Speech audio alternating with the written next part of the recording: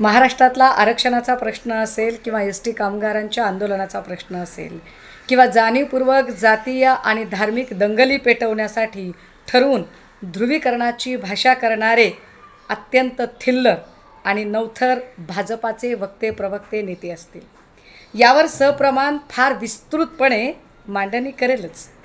पण तुर्तास आज अमित शाह यांनी पुण्यामध्ये येऊन जी मुक्ताफळं उधळली त्यावरून दोन मुद्दे नक्की स्पष्ट झाले.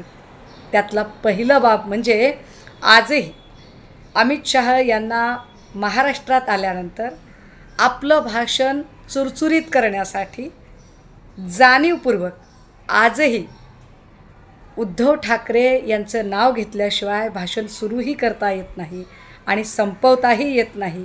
याचा स्पष्ट अर्थ असा आहे की तुमच्यासमोर महाराष्ट्रातलं सगळ्यात मोठं आव्हान हे उद्धव बाळासाहेब ठाकरे या नावाचं आहे.